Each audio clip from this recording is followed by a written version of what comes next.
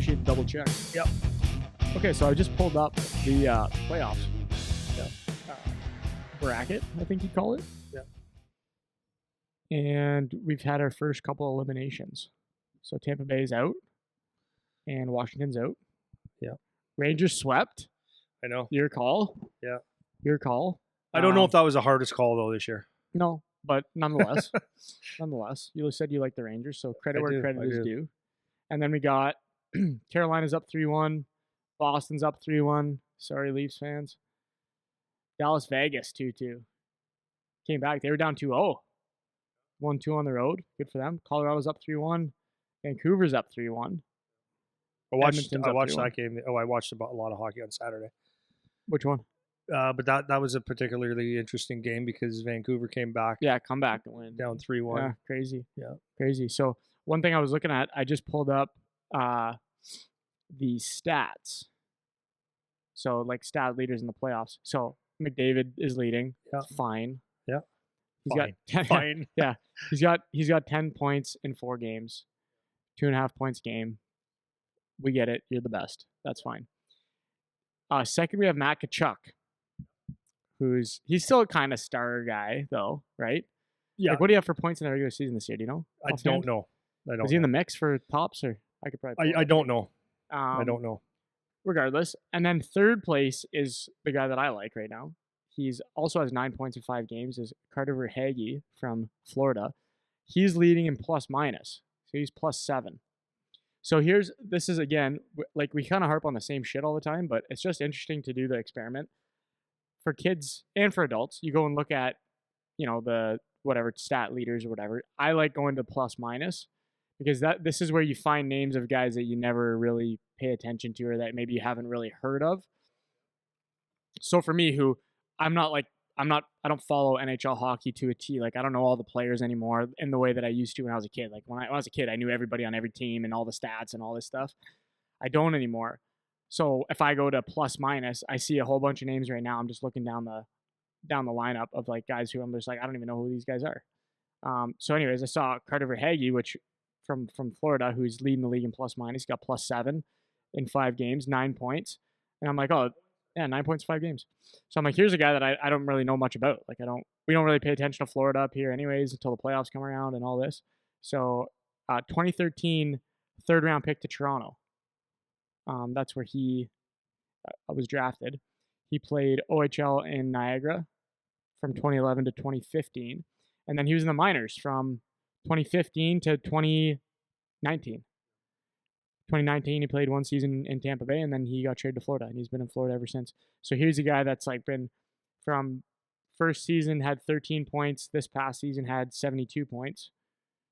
Between 30 and 50 penalty minutes every year, and has always a plus. Always a plus.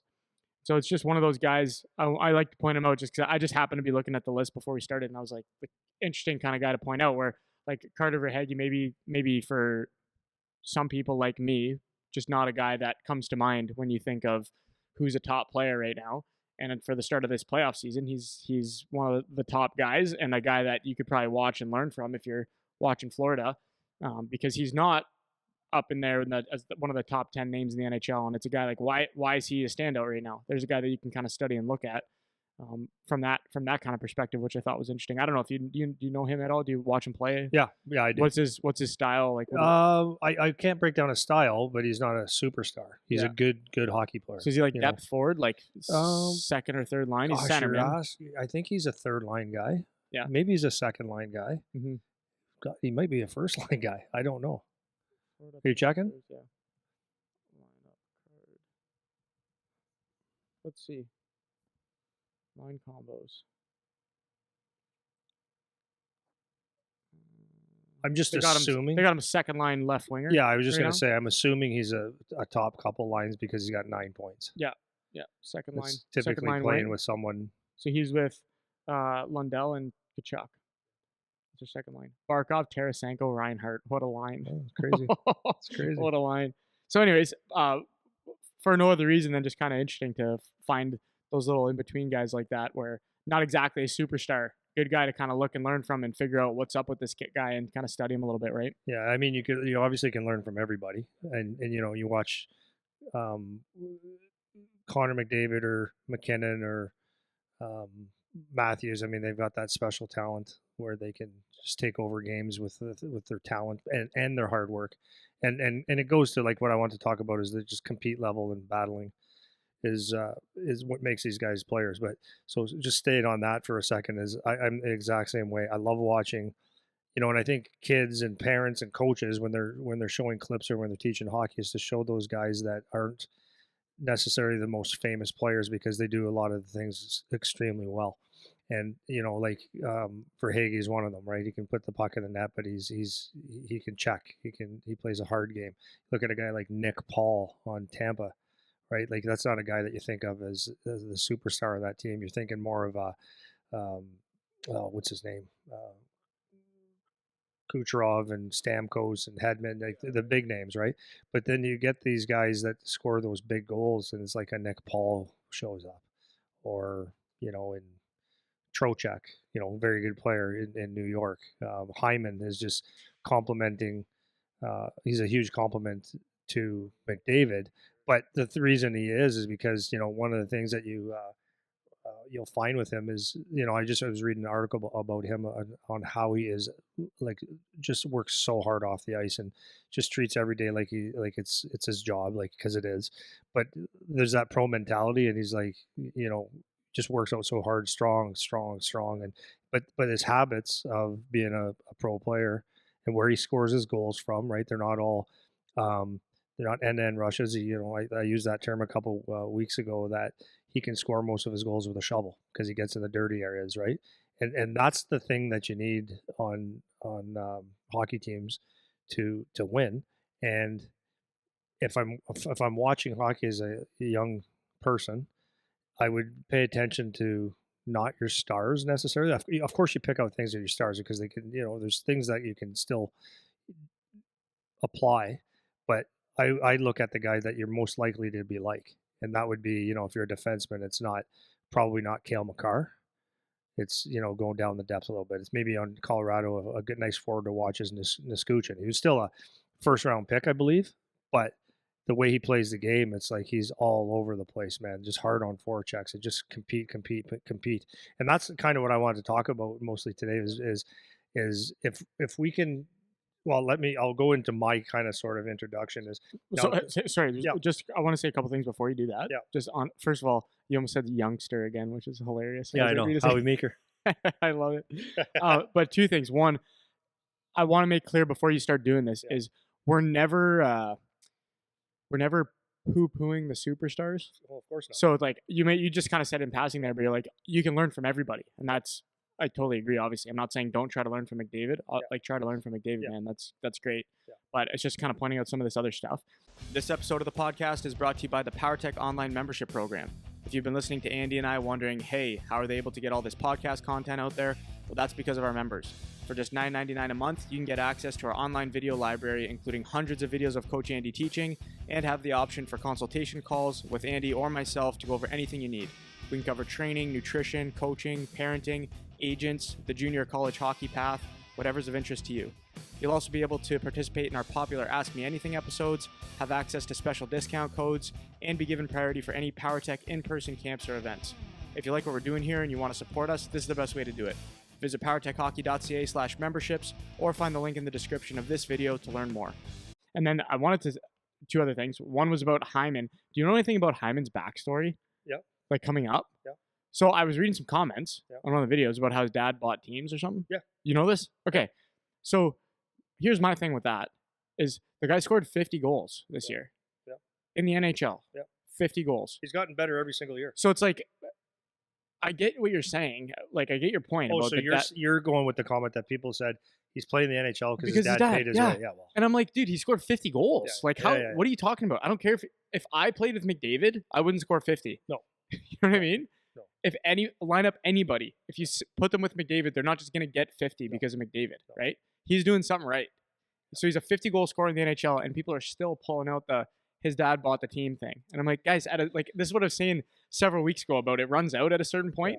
It's like he scored 50 and you're still saying that. You know what I mean? Here's the thing. I was just having a conversation with someone the other day, and we were talking about that type of thing when people say stuff like that. It's just like, let's be realistic. There's 800 players in the NHL. You don't get there by accident. You don't. You don't get there. Your dad can buy all the teams in the world. Your dad can't work out for you. Your dad, and when you're away from your dad, he can't eat for you. You've got to make those choices.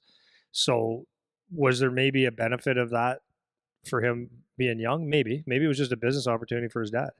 But at the end of the day, you can't get screwed. I know a lot of people say, well, yeah, you can politics. No, listen, you can't get screwed. You don't get screwed out of the NHL or the OHL or college. It's good hockey players are in demand, and if you're a good hockey player, you will be found.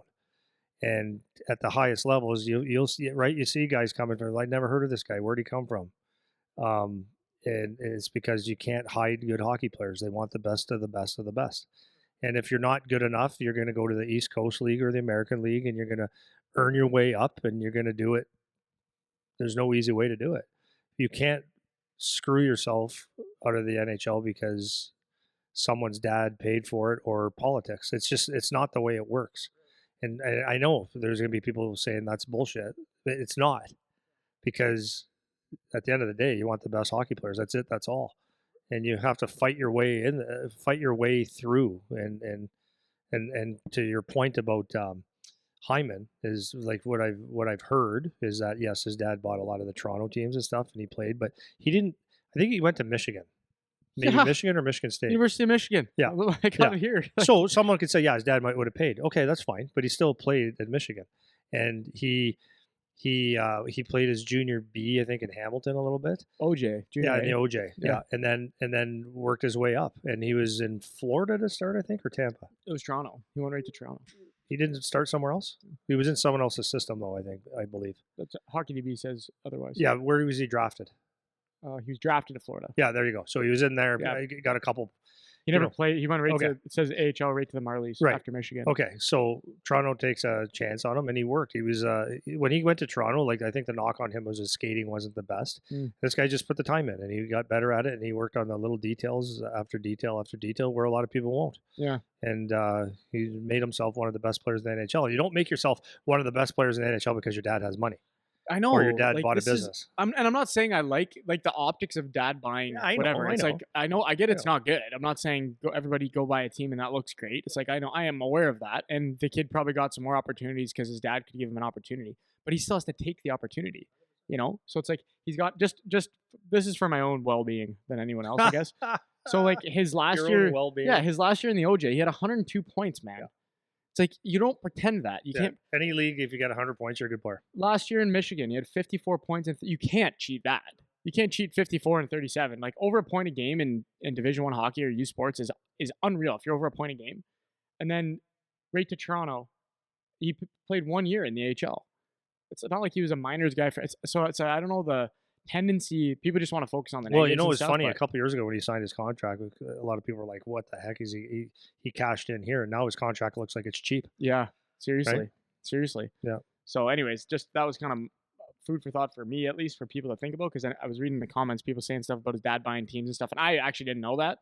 But then I was looking into it after, and I'm like, okay, like he still scored 50. It's like, how are you taking that away from the guy? Let's say that you may have some advantages if you have the opportunity to go on the ice and play where you like. Let's say you have maybe a leg up on some people because maybe you get early, maybe you make a team that maybe you shouldn't have or whatever, but you still have to do the work. Right. At the end of the day, you can't. Anyone that plays one game in the NHL is a great hockey player. So then my last thing, and this will kind of tee you up for your stuff. I was talking to Mac the other day about like just players we're looking at. So we're doing all kinds of like watching video and looking at different guys, and they're young. But it's so interesting getting his perspective coming as a coach who's actually been a professional coach and how he's evaluating player versus like what other parents say about players. So for example, if somebody expresses interest to me about coming to the academy, for example, and I have no idea who this player is, then I have to do some recon. So what do? I ask other people about them, I ask other players about them, I try to find video on them and this kind of stuff. And it's so funny how like certain parents will say one thing about someone, and then Mac will watch the video and he gets back to me and he's just like, dude, this kid's like, he's fine. He's good at this, and this. He's a little bit slow, but he's got these tools or something like that. Or it's like this kid that they said was good. It's like all he does is take bad penalties that I've seen. He barely plays. I can't even really say anything from the video, and they're saying he's good. It's like I can't see it, you know? And it's funny how just you get a coach's perspective where he's saying things like stick details. He's always inside the dots. He's always facing the right way. And he's looking at these little things where he has something to work with as a coach, as opposed to whatever this person X already has all these like a little bit more flash to him or something that looks good at a youth level, whatever. So it's just funny to see talking to parents about players versus talking to an actual hockey person that's their job is to evaluate and to be a coach and whatever, and how different the criteria is. So I get parents saying, "Oh, this kid's no good," and then I watch him or Mac watch him. He's like, "No, the kid's actually not bad." You know what I mean? Or the kid's actually good. It's the opposite of what you said. You know, so it's really funny just to see the different perspectives on that, because we're looking at stuff like this, like you're talking about, Yeah. the compete, the grit, this kind of thing, right? Well, if you take the raw materials of a hockey player, right? Like, okay, so maybe if you're playing major bantam and you have a kid that maybe works hard but doesn't have hands or doesn't really have hockey intelligence, well, what does that really mean? So let's say the kid back checks and he forechecks real hard, but it doesn't seem to work. Well, that might mean at that level he's just not good enough to play, or at that level he, with some coaching or some patience and some teaching, that kid might slowly develop. But maybe for that major bantam year, or what do we call it now, U15, U15 year, maybe he just doesn't fit because there isn't enough time to develop him. But if you're taking a kid, let's say he gets drafted in the 5th round of the OHL, or he gets a commitment from Michigan or something like that, or the Detroit Red Wings pick this person in a round, and people go, well, how?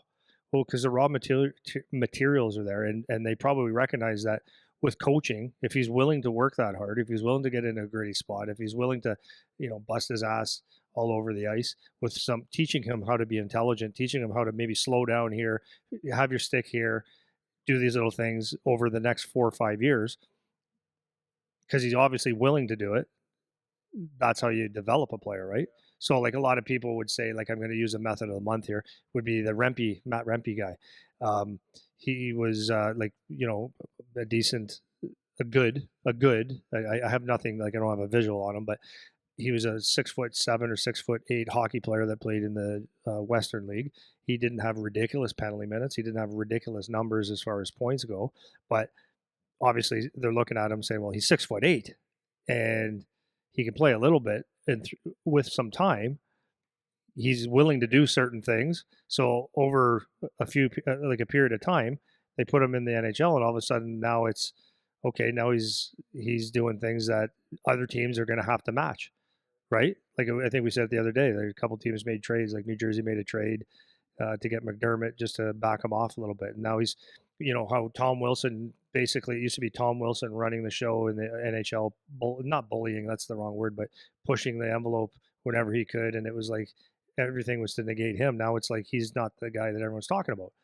So anyways, it's that grit factor, it's that competitive factor, it's that willing to learn and the raw materials of having it. And then I would say that, I guess I can go into my thing is like, now that we see the playoffs, you can see it really come true, that you see the guys that are the gritty guys, maybe the second tier guys, the secondary scoring guys, their names start popping off a lot more. And it's nothing to take away from the skill guys, because you can't have a winning team without that either. But you've got to have guys that compete. So that's that. And a playoff guy. Oh, sorry, I just want to change my page here. And so when I'm talking about this, because I see this in the NHL, I see it in junior, and I see it like especially those things, is because it's a little more of a level playing field, right? You don't have the Toronto Marlies playing against the Chatham Maroons. Like there's a discrepancy. You just got a lot of talent playing against a small town. So to say, if we only have grit, like the talent is just way too much most of the time. But when you get to the OHL, college, and the NHL, that's what you call playoff players. People that have that high compete, that when the stakes are high and it gets intense and it gets a lot rougher and you're playing a series, then you start seeing guys that have a high compete come out, and you'll see, and you can look through stats of different teams. You'll see guys that were top scorers, and you can see you can see a pattern that there's certain guys that they have a good season or a decent season, and then the playoffs, either their numbers go up or they're on the ice all the time. And there's a reason for that, because they're playoff players. Whereas you see guys that are having maybe some big numbers that don't do the hard, dirty stuff, that sometimes they don't score in the playoffs ever, or they become invisible. And to me, I can see that during the season. Like when I watch, especially I watch so much OHL hockey, I can see guys that are okay when the game gets rough, when the game gets intense. They're invisible. They're good against the easy teams. They're not so good against the tough games, right? So to me, when you call someone a playoff player, that means that's a player that you can win with. Does that make sense? So that's something that I think so that's what I'm talking about, is the compete and that gritty factor. That and I don't want to say that because your name's not McDavid, you can't be gritty, or because your name is McDavid, you can't be gritty, because they're gritty. Crosby, Marchand, McKinnon, they're gritty. They do all the hard things. That's why it makes them great, and they're great in the playoffs, right? But you'll see other guys rise to the occasion when it comes, and those are the type of players you want to win with. And to me, I'm not really. I guess you take your chances, but if I was scouting a team, if I was on a team scouting, if I would look at that stat and I'd watch those games where the games are easy with the guys that show up, and then when it's hard when they don't, I would just never take them. I honestly never take them, even if they got 35, 40 goals, because I know when it really, really counts, the pattern shows that they're not going to show up. Or I'll take a guy that gets a lot less points, but he has a lot more with the other part of the game, Yeah. because Well, you can count on them. yeah, this is the kind of thing. Before you went in the little spiel there, you were mentioning like raw materials for players, and that's the kind of thing that, um, especially the younger the kids are, the more you can. That's kind of what you're looking for, And you're talking about the draft process, and that's what they see. It's like they got these things, and maybe we can, nurture that and have that develop, and we could use that later. That'll be a tool that our team will have in the tool belt, is I can go plug this guy in, and that's exactly what you see with a lot of these guys that pop up in the playoffs. Um, Maybe it is guy from Florida, maybe it is whoever, fill in the blank, where they weren't the guy you necessarily would expect, but then the puck drops in the playoffs, and all of a sudden they're elevating to another level, and it can surprise you who that guy is. It could be different from year to year. It could be different from team to team, but it is interesting to see how there's just some quality that certain players have when things get tough, that they're just willing to do something extra to make sure that they're relevant, or they're even more important than they were in the regular season, which is kind of interesting. Yeah. So my point of doing this is not to talk about just like, I wanted to make it have a point to this. So when I'm looking at development, okay, when we look at development, so I'm like, you can listen to this as a parent, you can listen to this as a coach, you can listen to this as a player, and it's maybe, as I've been saying for a long time, a time to maybe reshape what development looks like. Because right now, I've said this on several podcasts, how there's a lot of toys on the ice. There's a lot of fancy stuff where you go to YouTube and people are doing all these things, and that's what hockey schools and development is. When you talk about it, that's what it's kind of made out to be. And doing more of that doesn't necessarily make you a great player. What will make you a better player is, and now don't get me wrong, there is a 100% time and a place to work on shooting. Like, it could be standing still, right? It could be like a very specific piece of shooting or stick handling or skating. Like, that's very, very important stuff. But what I find is that players are coming through systems now, and I see it with my own eyes. When someone has the grit factor and the compete level that's off the charts, it's like they stick out like a sore thumb. And there's so many guys that they do their practice without any pressure, without any resistance, without any battle. And when it happens in a game, it's almost like, it's not they're shocked. They're not shocked that there's pressure, but it's not the same as doing a drill around a pylon or a pep or beautiful skating things where you got someone hammering at you. So I think when it comes down to the development side, is I think we need to look at adding pressure to most practices, and a very big chunk of your practice goes into that. And then a side note on that is we live in a time right now. I was just reading an article the other day, and it's something that we talk about all the time, is how people are moving away because they want to play on a better team, and they're leaving like good centers too. And I mean, every center is a good center, but like this comes down to me, like that grit thing again, is like I think what we're teaching our kids, um, not everybody obviously, but I think what we're teaching our kids is that if something's not good enough, then just go somewhere else and it'll be better. So does that add grit or take it away? To me, it takes it away, because it's like, okay, this isn't good enough. You're not good enough. Instead of me working harder, or maybe being a better teammate, or going through some tougher games, or playing against maybe superior competition and challenging myself, the easy way out is to go and try to play on a better team where you don't have to put up with that crap, right? Or the other thing I see a lot, especially I see this at the junior level, is when things don't go people's way. And this is, parents are, a lot of the parents are the first ones to do it, but is the agent calls or the parent calls, and it's like, we got to fix this right now because Johnny Boy missed a shift, or you sat him for a period, or he's not on the second line like you thought, or like you told him. And it's like, okay, but maybe the grit factor is solve that problem, right? Like maybe don't call your agent every time something isn't absolutely perfect, right? Like rise to the occasion, like have a little bit of resistance, like fight through something a little bit. Yeah, so many things I could go on that, but first, just kind of talking about that last point you made with guys kind of leaving and whatever. There's a bit of a mentality of it's almost like you want it given to you. Like you want to, like, I just want to be here and it be easier so I can score more. And if I play with these good players, I don't have to do as much work because they'll do a lot of the work too. And then that'll be better for me. And that's a little bit of the mentality. And I'm even noticing this even outside of hockey, just with in like business situations, or when we're trying to like organize things or do things, like somebody has to be the person that takes the initiative to do the actual action, and whether that's in the sport or somewhere else, being that person is actually really hard. It's hard to be that person.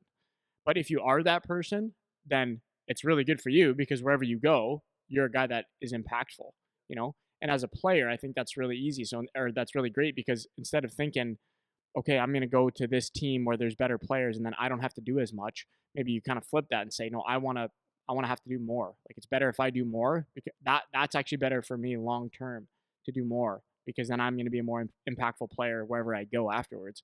And I think that gets lost sometimes because people are short sighted. You know, they think it matters today. How good is the team today, or how good am I today, or are we going to win today, as opposed to, you know, in 3 years, where am I going to be? And it's the same thing we always talk about. You know, if you want to be an impact player, then you have to practice being an impact player. And if you go somewhere where there's three other guys that are the big impact players, then maybe you don't actually have to try as hard, you know, and then maybe you don't get that as much, you know, and that's kind of the different way of saying the same thing you were saying, as it kind of takes grit away to a degree. And the other point you're talking about in practice, like introducing pressure and doing things with a bit of a game feel to it. This is another thing from jiu-jitsu that I'm learning is it's, and I started to bring this actually into our practices with the U18 team because of learning in jiu-jitsu, which is another kind of cool reference to cross sports like being helpful. So when you do a move in jiu-jitsu and we're in the class doing it, the guy, you start by basically the guy, your partner, just like lets you do the move. Basically, like you just do the move. They just totally, um, what's the word? They totally just submit to you doing the move, right? There's no resistance, and you can just toss them around, whatever. Then we will do it for like whatever 5-6 minutes where we're just drilling this move back and forth, and then over time it's like the guy gives a little more, gives a little more, gives a little more, until it ends up being you're trying to do the move, and then they're trying to counter the move as soon as it's executed, and they end up giving you like, let's say 50, 60, 70% pressure on that.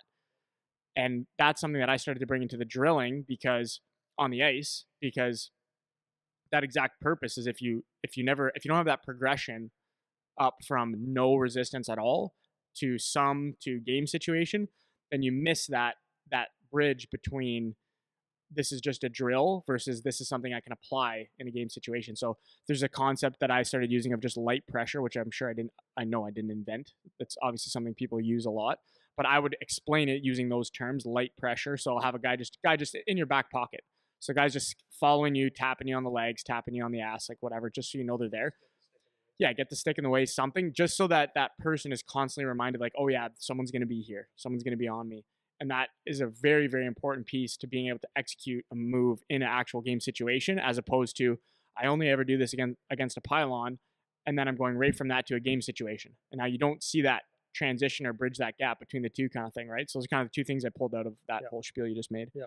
Yeah, like I do a drill a lot of the times. Like you see a lot of people do like a lot of tight turns. They call punch turns or whatever they call it, and it's fine. It's good to be good at them. But if you never have pressure on it, then you don't know what it's like to, like, maybe your spacing or your timing is off or you're not protecting the puck. So exactly what you said.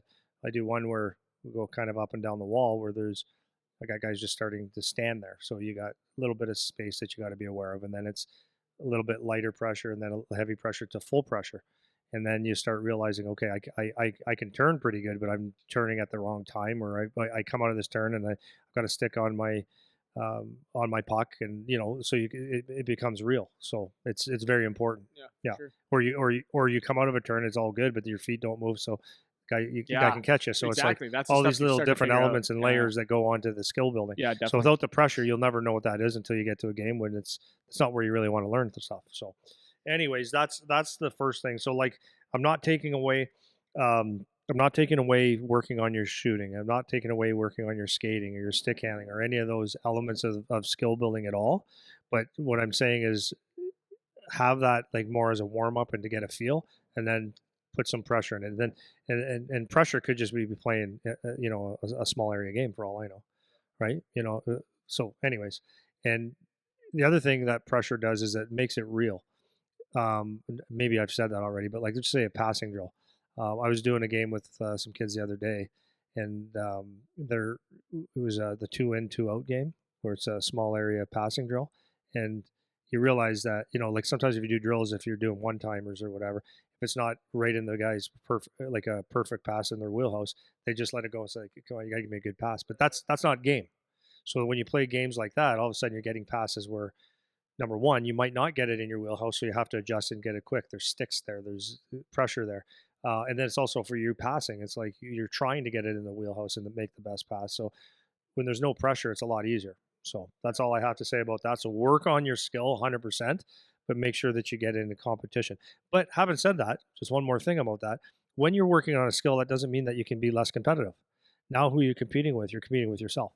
So you can shoot 100 shots, but is there any purpose to it? Is there any competition? Is the competition is to shoot it hard and aim for um, one spot on the net and hit it every single time? Like have that as a competition. Like there's so many ways to compete on the ice, right? So that's that. Yeah. So bottom line is what is compete?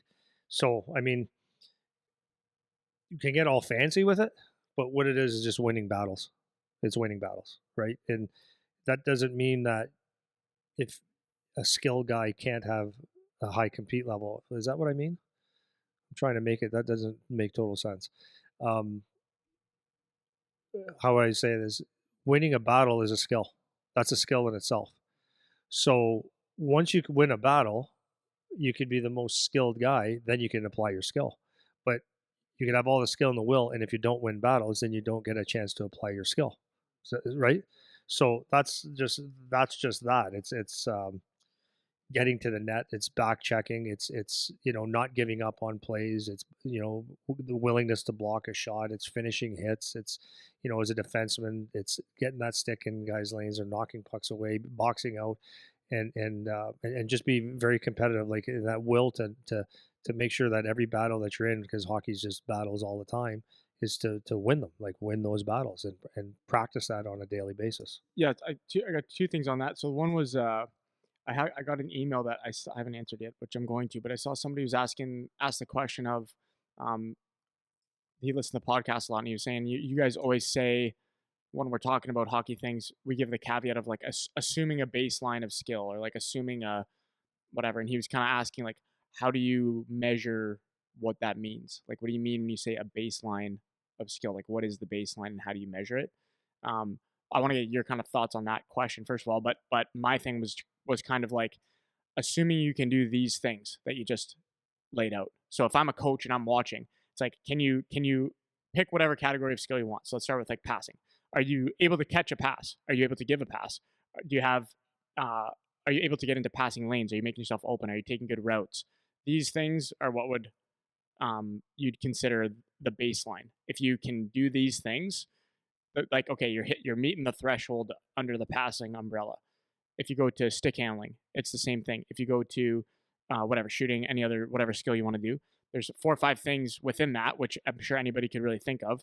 Are you meeting those? And that's kind of the metric. After that is when we get into the conversation about the next layer of things, which is what you're talking about: the compete, the winning battles, the back checking, the willingness to block a shot, and all of this. So when we have these conversations about assuming you have this baseline of skill, we're saying that are you checking those boxes? You can basically shoot a puck, you can basically pass a puck, you can basically stick handle, you can basically skate, and that would be, are you at the level of your peers more or less? Yeah, I would say the level of where you're playing. Yeah, Yeah. right. So that would be the baseline. If you're up to par or you're about the average at least for that level that you're at, then you would have that baseline that we're talking about.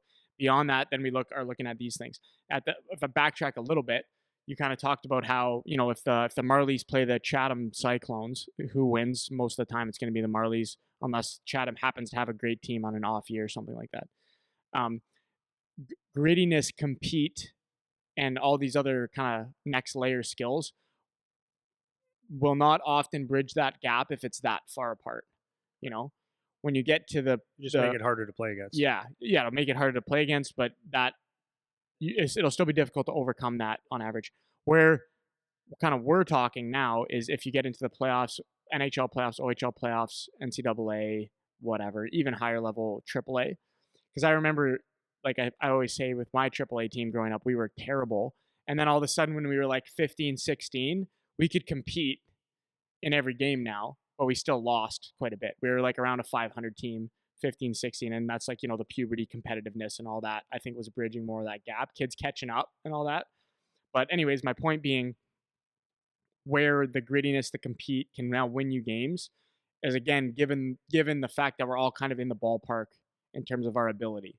So in the NHL, obviously, any team can beat any team on any night, more or less. When you get to the playoffs, the teams that rise to the top now it's going to be those factors. It's going to be the compete. It's going to be the grittiness. It's going to be the willingness to do the harder things, or the willingness to be the impact player.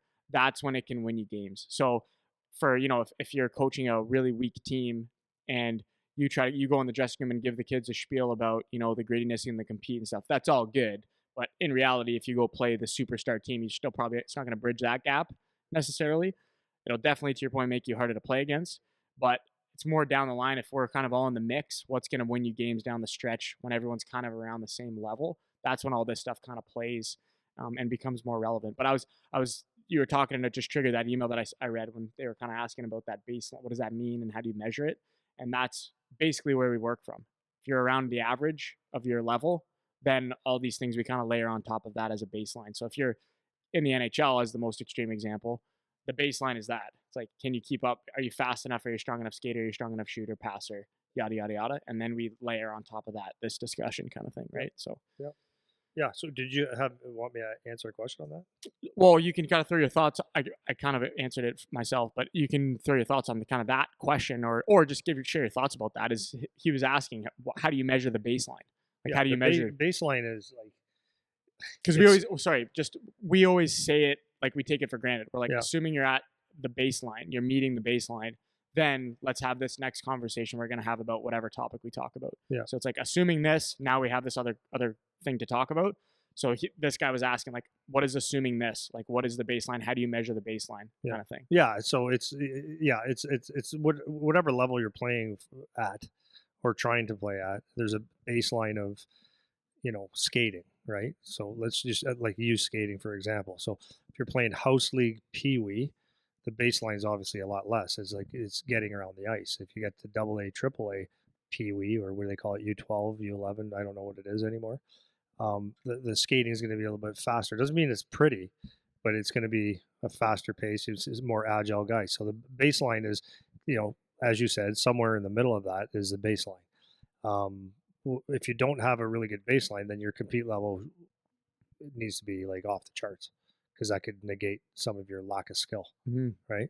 So, Sorry, can you shoot a puck? Sorry, that's a good point too. Yeah. Just for kids, this is one of those things. Again, that's a really good point. Even you made it by accident. Is you get a kid that is just not a good skater.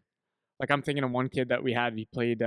He would have been what would he been U18 this year? He played, and he's this like gangly, unorthodox skater. But he's a county boy, got the work boots on all the time, and he just makes up for that.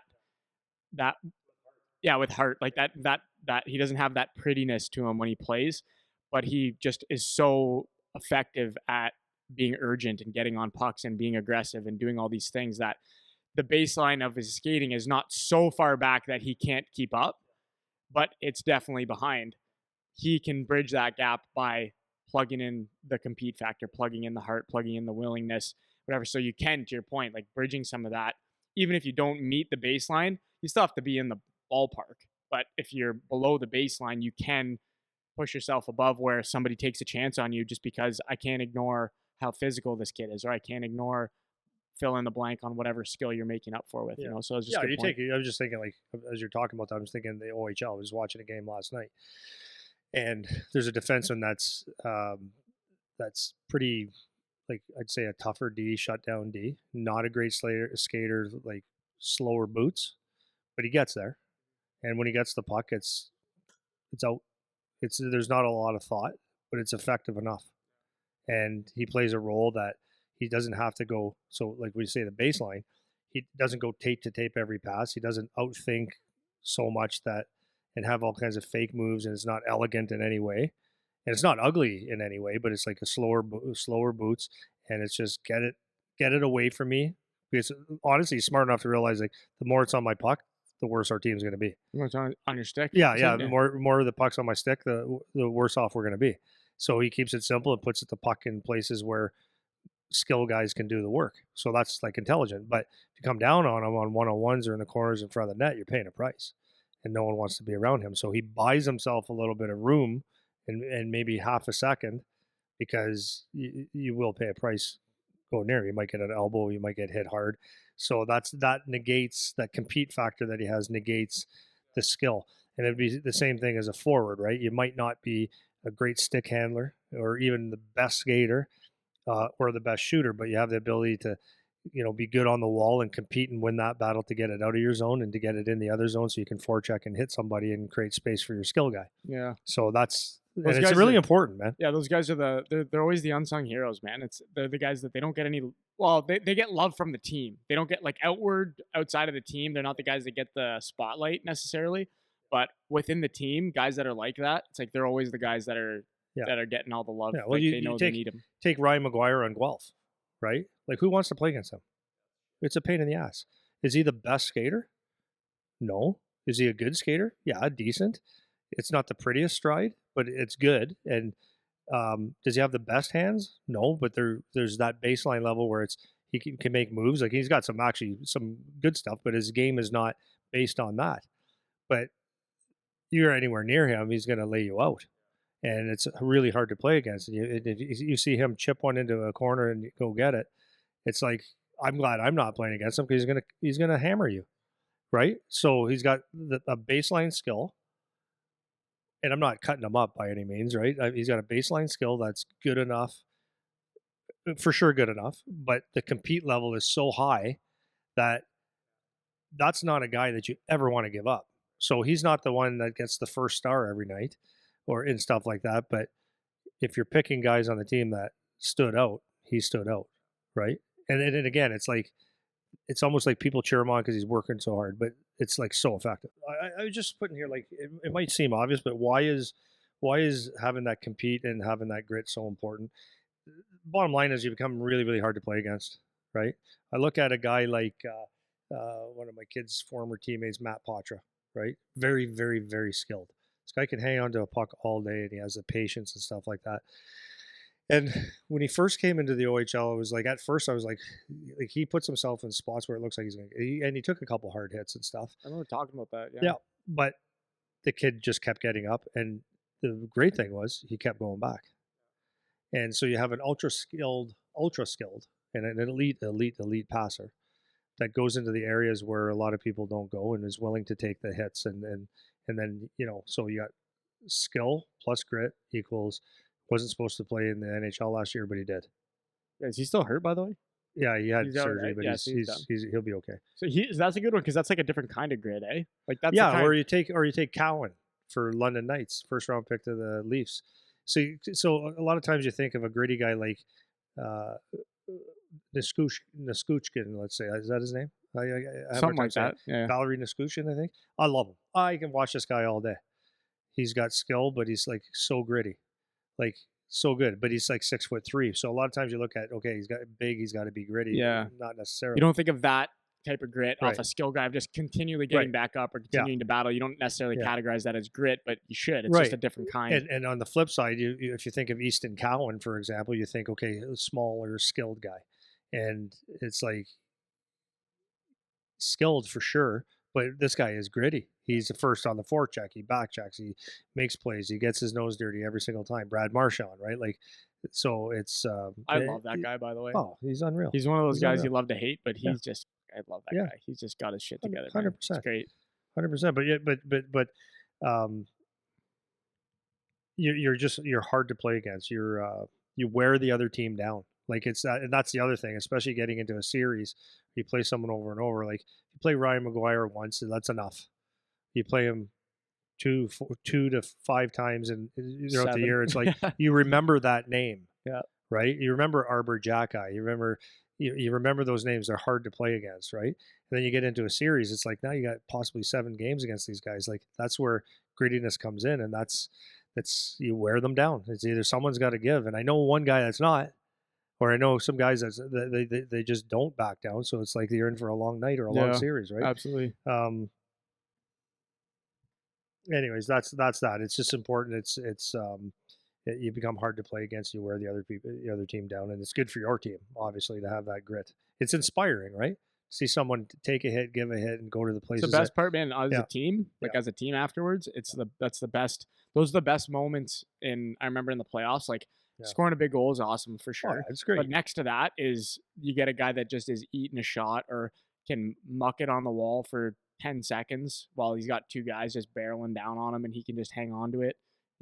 These are the things that down the stretch, because everyone is in it together. You feel everyone's dog tired, everyone's hurt, everyone's banged up, everyone's got something that's a problem.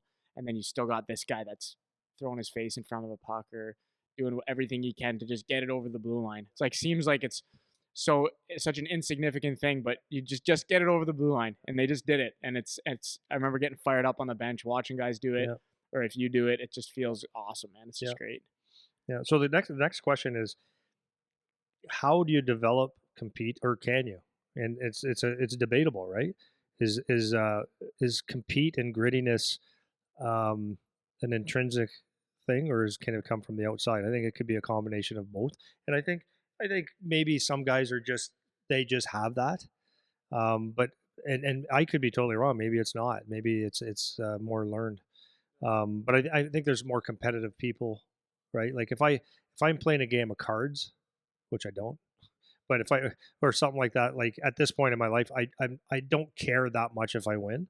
Whereas if I play my son, he will cheat. He will start over. It's like, okay, man, like, Here's a interesting thought, because I'm the same way where I've become less and less competitive over time, just because I don't feel it's that consequential. Like I don't value it the same way I used to, but I remember being super competitive. So I wonder if because it's almost like I've unlearned it. It's like, if I can unlearn it, can you learn it then? You know what I mean? And I think if you have a big enough why, you will. That's kind of what I'm getting at. I think if there's no reason to win. Yeah. I think sometimes maybe you could just be selfish. I don't know. It's even like jiu-jitsu is another example. It's like I'm in an actual fight, and I just don't. if you get me, like, I'm not upset. It's like I don't care. I don't care enough about that. But in hockey, I remember crying after we get kicked out of playoffs. Like I remember all this stuff, right? So it's that's what gives me kind of the think of like the reverse engineer part of it. Of if I can become less competitive over time, then I'm sure like becoming more competitive is teachable thing or something you can practice or get better at. Um, And the interesting thing is, like, when people think they're competitive or gritty or good or whatever it is, it's fine to say until you meet your match. That's the real test, right? Like, I always say that with players when they go to, let's say they got drafted somewhere or they're playing at the next level where it's actually very, very, it's a big level, and you were the best in your small pond, and all of a sudden there's guys that are older and compete just as hard or harder than you. It's like, okay, do you keep going back for more? And that's where I think it really shines through. what was the name of it? Wasn't Customato. What was Tyson's other trainer name? Teddy Atlas. Yeah, He talks about Tyson. this is I was just Yeah, gonna bring up that thing. I remember. superior athlete. Yeah, he was just better. So it's like if does it really count? And I don't know if I agree or disagree. Like I don't know. It's just something to think about. Like, does it count as a win? Like, is your competitiveness, or can you say a guy was a great competitor, or you can say a guy was really knew how to battle if he's just better, And it's like if we switch it to hockey, like if you take Connor McDavid, like not taking anything away from Connor McDavid, it's just a thought experiment. Like he's just so much better. Yep. So is his level of competition? Do you measure that with the same stick as the next guy down the list that isn't as good as him?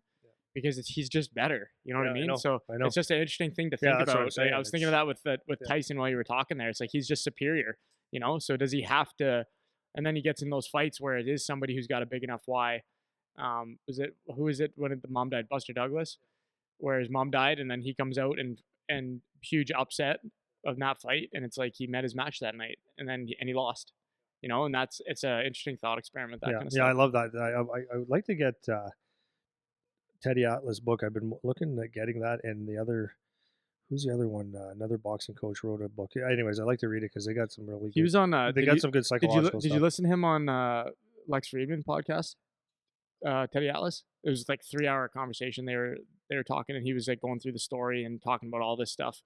Um, Man, and what a rough around the edges guy he is. Holy big scar down his Yeah, face, like yeah, boxing, crazy. man. I know. Yeah, boxing. Yeah. So, anyways, how do you develop compete? Like, let's say if you can, um, for players, focus on winning battles in practice. Like that's where it starts. You're going to practice more than you play, so focus on winning those battles. And if you're going to a skills coach or something like that, focus on challenging yourself and compete within. Can you do it faster? Can you do it shooting more accurate? Can you keep the puck on your stick and not lose it? Like whatever it is, focus on that competition to compete with yourself. Go against the best players. This is something that I see a lot. Is you will see a lot of times in practice some kids that will move back a spot in a one-on-one drill or a battle drill because they know that they're probably going to lose, or they find an excuse that they got to tie their skate at this particular moment, and it happens more often than not. um, but the competitive thing is you want to get better. So if you play against people that are, I mean, there's a time and a place to play against a lesser opponent, but you want to challenge yourself by playing against the better players, right? Another competitive thing you can look at is find things in the game that you can work on, and that's a competition in itself, right? And I'm not just talking about like your stick handling and stuff. It's like, do I get to the net? Like recognize the parts where it may be apparent to you, and that could be help of coaches and peers and parents, and just say like, where do you see that I could be more competitive? And maybe it's you shy away from, I don't know, anything like going into a corner or getting in front of the net or blocking a shot or whatever. It's like that's a thing they can just learn to be competitive with. So maybe it's like you start off, let's say it's going to the net. Maybe it starts off in practice that with zero pressure, right? You do whatever warm up drill, but you shoot and you drive the net. Or if it's a 2-on-0, like you're the one driving the net and you stop your feet, and then there's pressure and you start doing that. And you understand, okay, maybe I get on the inside, the outside, and whatever. Um, yeah, and then maybe it could be things like shooting to score, making every pass on the tape, all stuff like that. I was going to say something else about this. What was my point here? Anyways, okay, whatever. It'll probably come back to me. But that's, you can challenge yourself. So then for coaches, I think it's really important to include your battle drills, and like it's okay to do battle drills, but it's also giving the kids the why, because I notice that a lot of the times there's certain things that when we do something, you expect kids to want to compete. Here's an example. We had one of my friends that coaches a junior team. I was just talking to him in the GM today. He said they had a camp on the weekend, and he goes, the guys were just like, they were okay. I said, it's a thing, man. It's a thing. Kids are on the ice so much, and they just take it for granted that they're playing, that they forgot they were actually trying out for a team.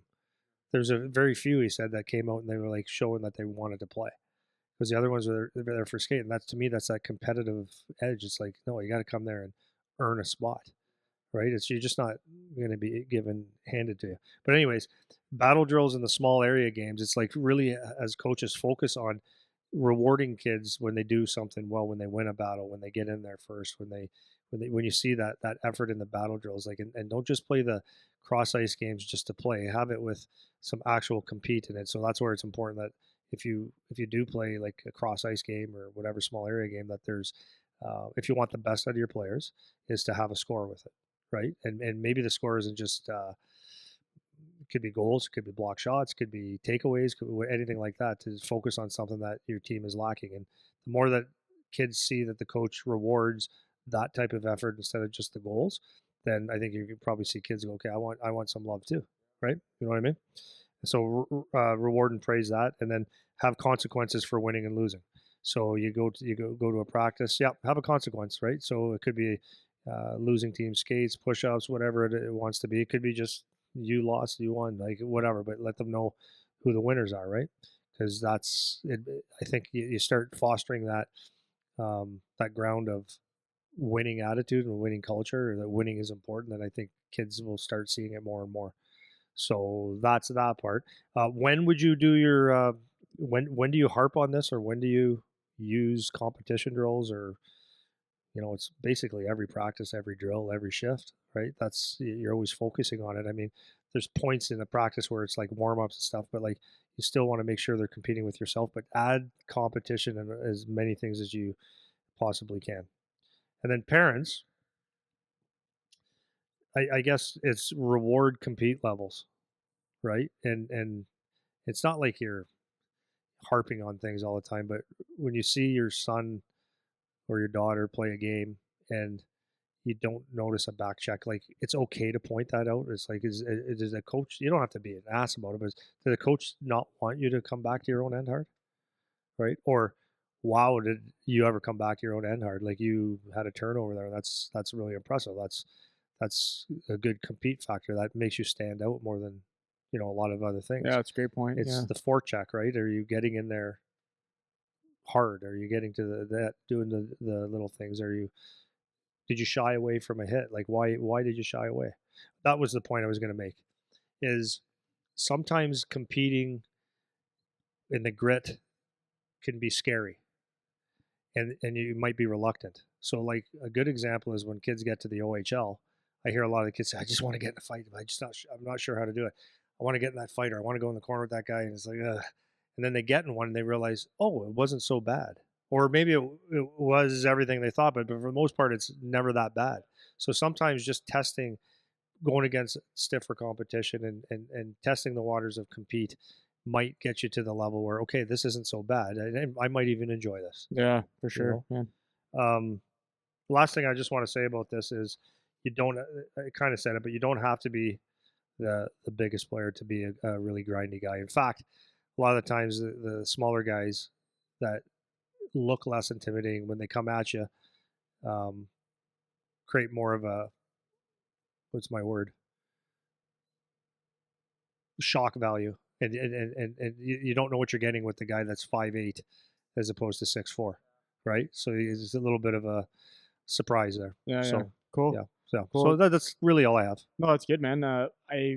The thing that is kind of sticking with me that you said from the very start of the episode was you're talking about having the raw materials, and I think the younger you are, the better it is to frame your development in that sense. Like, so if I'm a parent, if I'm a coach, if I'm a player, it's, am I checking the boxes? Do I have the blocks I need to become a player later? Like, as I get older, when I run into a real coach or a real skill development process, or I get my first camp or I get drafted or whatever, is someone going to notice that I have the blocks? And I really like that framing of it. We use, and it's nice because we find so many different ways of saying the same message. And that's a new one now that I just checked into that you said at the start. Is like, have those raw materials. And that's what Mac was saying to me when he's watching some of these young kids. He's like, I'm not used to this. You know, he's like, I'm not used to having kids this young. I'm used to the kids that are playing junior A or playing in college. That's what I'm looking at, which is a way different type of player, you know? So he's like, so what do I look for? And this is what it is. I'm looking for raw materials. Do they have the blocks? If they have the blocks, I can work with that, you know? So I think that's good. Hopefully there's some good takeaways in there for everybody. So I'm good with that. Are you good? Good, man. Okay, let's shut her down.